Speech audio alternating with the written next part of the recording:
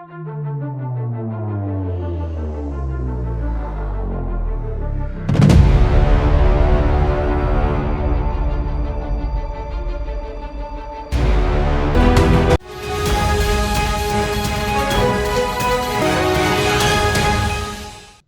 Telugu YouTube ఛానల్లో మీ వ్యాపార ప్రకటనల కోసం 9154949554కి కాల్ చేయండి. నమస్తే, welcome to mood of the AP. నేను వసంత్. అసెంబ్లీ ఎన్నికల్లో పోటీ చేయబోయే అభ్యర్థుల జాబితాను జనసేన అధినేత పవన్ కళ్యాణ్ విడుదల చేశారు. టీడీపీ బీజేపీ పొత్తులో భాగంగా జనసేనకు 21 అసెంబ్లీ నియోజకవర్గాలకు సంబంధించిన అందులో 18 స్థానాలకు గాను సీట్లను ఖరారు చేయడం కూడా జరిగింది. మిగిలిన 3 స్థానాలకు అభ్యర్థులను పెండింగ్లో పెట్టింది.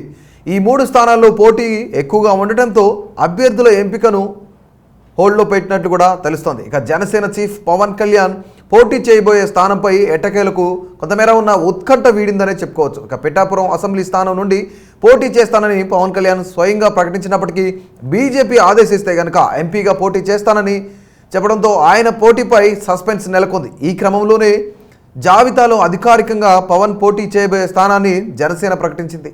పవన్ కళ్యాణ్ పిఠాపురం అసెంబ్లీ స్థానం నుండి బరిలోకి దిగుతారని కూడా తెలియజేసింది.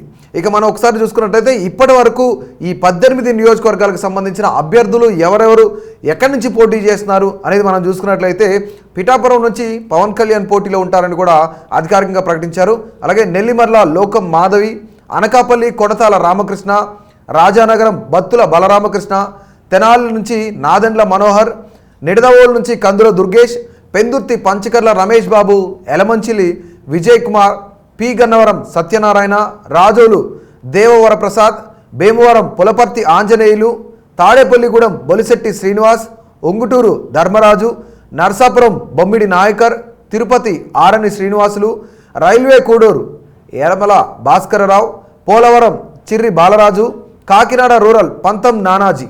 సో ఇప్పుడు మనం ఒకసారి ఈ 18 మందిని చూసుకున్నట్లయితే గతంలో వీళ్ళు ఎక్కడి నుంచి పోటీ చేశారు ఏంటి అనేది కూడా మనం ఒకసారి విశ్లేషించుకున్నట్లయితే పిఠాపురం నుంచి ఇప్పుడు పవన్ కళ్యాణ్ బరిలో ఉంటున్నారు.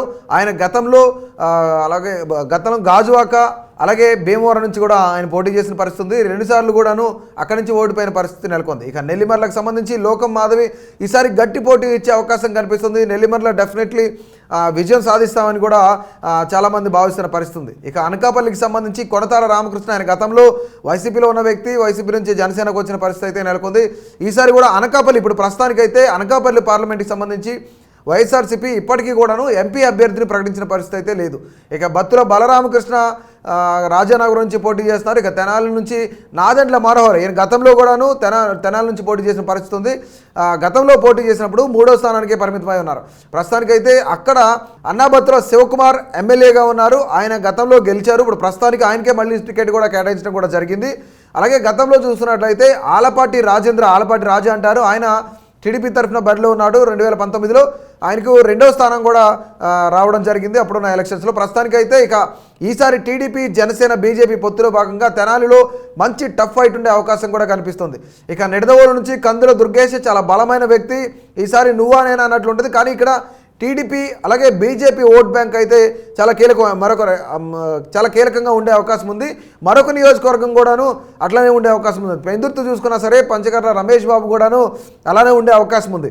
ఇక ఎలమంచిలకు సంబంధించి కొంతమేర అక్కడ క్యాస్ట్ ఈక్వేషన్స్ వర్కౌట్ అయితే కనుక డెఫినెట్లీ మరోపక్క టీడీపీ ఓట్ బ్యాంక్ కూడా షేర్ అయితే కనుక ఎలమంచిలిలో విజయ్ కుమార్కి సంబంధించి కొంతమేర టఫ్ ఫైట్ ఉండే అవకాశం కనిపిస్తుంది.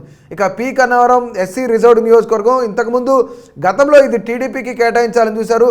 టీడీపీకి కేటాయిస్తే కనుక ఇంతకుముందు రాజేష్ ఎవరైతే ఉన్నారో రాజేష్కి టికెట్ కేటాయించడం కూడా జరిగింది. మహాసేన రాజేష్కి ఆయన టీడీపీలో జాయిన్ అయ్యారు. టీడీపీలో కొంతమేర యాక్టివ్గా ఉన్న పరిస్థితిలో ఉన్న సమయంలో చంద్రబాబు నాయుడు ఆయనకి టికెట్ కేటాయించడంతో అక్కడున్న టీడీపీ నాయకులు ఎవరైతే టీడీపీ శ్రేణులు ఎవరైతే ఉన్నారో వాళ్ళు లోకల్ నాయకులే రాజేష్ని వ్యతిరేకించిన పరిస్థితిలో రాజేష్ స్వతంత్రంగా తప్పుకొని నేను పోటీ చేయనని భావించిన పరిస్థితి అయితే నెలకొంది. సో ఇది ఇప్పుడు ప్రస్తుతానికి పి గన్నవరం నియోజకవర్గం అయితే జనసేన కేటాయించడం కూడా జరిగింది. ఇక రాజోలుకు సంబంధించి గతంలో ఇక్కడి నుంచి రాపాక వరప్రసాద్ గెలిచిన పరిస్థితి అయితే ఉంది జనసేన సీటు. ఇక్కడ జనసేన ఓట్ బ్యాంక్ కొంతమేర బలంగా ఉన్నట్లుగా అనిపిస్తుంది. ఎందుకంటే గతంలో వాళ్ళు టీడీపీ జనసేన విడివిడిగా పోటీ చేసినప్పుడు కూడాను జనసేన ఈ సీట్ని కైవసం చేసుకుంది. ఉన్న 175 నియోజకవర్గాల్లో ఒకే ఒక నియోజకవర్గం రాజోల్ నుంచి జనసేన అభ్యర్థిగా రాపాక వరప్రసాద్ గెలిచారు. ఆయన వైసీపీ తీర్థం పుచ్చుకున్న పరిస్థితి ఉంది. సో ఇప్పుడు ఇక దేవవరప్రసాద్ని కూడా ఇక్కడ నుంచి టికెట్ ఖరారు చేయడం జరిగింది. ఈసారి జనసేన కూడా మళ్ళీ పుంజుకునే అవకాశం ఉంది. జనసేన మళ్ళీ ఆ సీట్ని కైవసం చేసుకునే ఛాన్స్ అయితే 100% ఉంది. ఎందుకంటే గతంలో టీడీపీ జనసేన రెండు విడివిడిగా పోటీ చేసినప్పటికీ కూడాను జనసేన విజయం సాధించింది. ఈ మేర ఈసారి కొంతమేర టీడీపీ ఓట్లు అయితే కనుక ఓట్ షేర్ అయితే కనుక జనసేనకు వస్తే డెఫినెట్లీ ఈ సీటు కైవసం చేసుకునే అవకాశం ఉంది. ఇక భీమవరం పులపర్తి ఆంజనేయులు ఆయన టీడీపీ నేతగా ఉన్నారు. టీడీపీ నుంచి ఆయన జనసేనకు జాయిన్ అవ్వడం కూడా జరిగింది.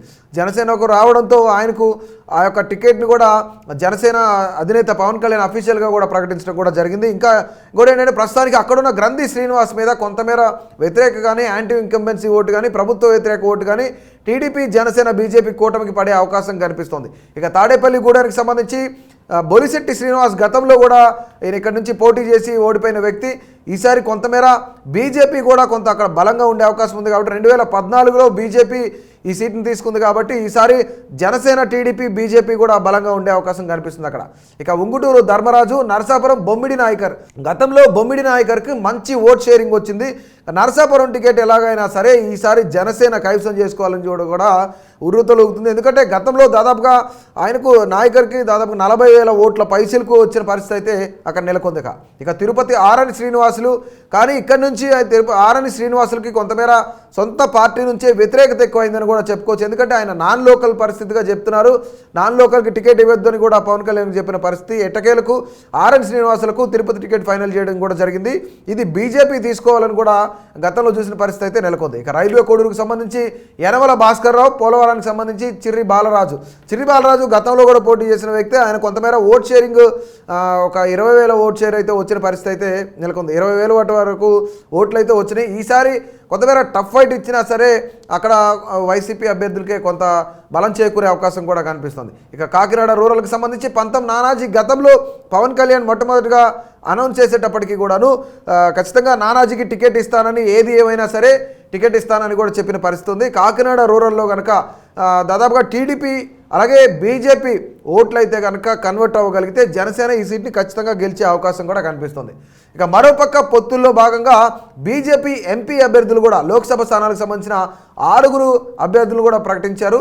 దీనికి సంబంధించి ఇక టీడీపీ జనసేన కూటమితో పొత్తులో భాగంగా బీజేపీ ఆంధ్రప్రదేశ్ నుంచి పోటీ చేసే 6 ఎంపీ స్థానాలు ఆ అభ్యర్థులు మనం ఒకసారి చూసుకున్నట్లయితే కనుక నర్సాపురం సీటును ఆశించిన రఘురామకృష్ణరాజుకు మాత్రం ఇక్కడ చోటు దక్కలేదని చెప్పుకోవాలి. కానీ మొదటి నుంచి కూడాను ఎంపీగా గెలిచిన తర్వాత రఘురామకృష్ణరాజు ఆయన మొదటి నుంచి కూడాను వైసీపీ ప్రభుత్వాన్ని వ్యతిరేకిస్తూనే అటు టీడీపీకి జనసేనకు బీజేపీకి సపోర్టివ్గా మాట్లాడిన పరిస్థితి ఉంది. కానీ ఆయనకి ఏది అయినా సరే టికెట్ దక్కని పరిస్థితి అక్కడ నెలకొంది నరసాపురంలో. ఇక లోక్సభ స్థానాలకు సంబంధించి 6 లోక్సభ స్థానాలు మనం ఒకసారి చూసుకున్నట్లయితే రాజంపేట నుంచి ఆంధ్రప్రదేశ్ ఉమ్మడి ఆంధ్రప్రదేశ్ మాజీ ముఖ్యమంత్రి నల్లారి కిరణ్ కుమార్ రెడ్డి ఎంపీ అభ్యర్థిగా బరిలో ఉన్నారు.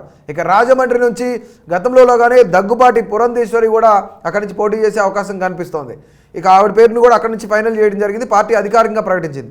అరకు ముందు నుంచి అనుకున్నట్లుగానే కొత్తపల్లి గీతకు కేటాయించారు.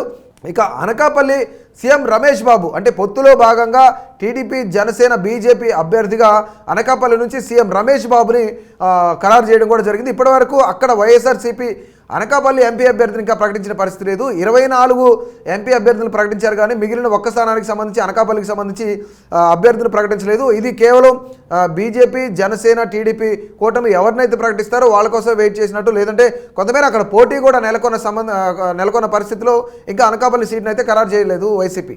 సో ఇక తిరుపతికి సంబంధించి మనం వరప్రసాద్ను అయితే అక్కడ టికెట్ కేటాయించడం జరిగింది. ఇక నరసాపురం భూపతిరాజు శ్రీనివాస్ వర్మ ఈయనకు అంటే నరసాపురంలో చూసుకున్నట్లయితే రఘురామకృష్ణరాజుకి మొదటి నుంచి కూడాను బీజేపీ తరఫున కానీ టీడీపీ తరఫున కానీ టికెట్ కేటాయిస్తారని అనుకుంటున్న తరుణంలోనే ఇది ఒక కొసమెరుపుగా ఇక్కడ మనం చూసుకోవచ్చు. నరసాపురం టికెట్ భూపతిరాజు శ్రీనివాస వర్మకి బీజేపీ కూడా కేటాయించడం జరిగింది. సో ఇక ప్రస్తుతానికి బీజేపీకి సంబంధించిన అసెంబ్లీ స్థానాలు అయితే ప్రకటించలేదు.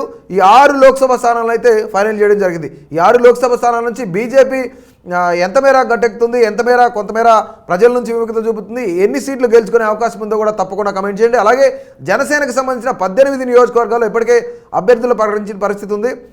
దీనికి సంబంధించి ఈ 18 నియోజకవర్గాల్లో ఇప్పటివరకే జనసేన అభ్యర్థులు ప్రకటించిన పరిస్థితి ఉంది. ఈ 18 నియోజకవర్గాల్లో ఎవరు గెలుస్తారు ఏంటి అనేది కూడా తప్పకుండా కమెంట్ చేయండి. సో ఈ పోటీ ఎలా ఉండబోతుంది అనేది కూడా డెఫినెట్లీ ప్రతి ఒక్కరు కమెంట్ చేయండి. ఇలాంటి మరిన్ని ఇంట్రెస్టింగ్ అప్డేట్స్ కోసం మా కేటీవీ తెలుగును సబ్స్క్రైబ్ చేయండి. Please subscribe to KTV Telugu. KTV Telugu. KTV Telugu channel.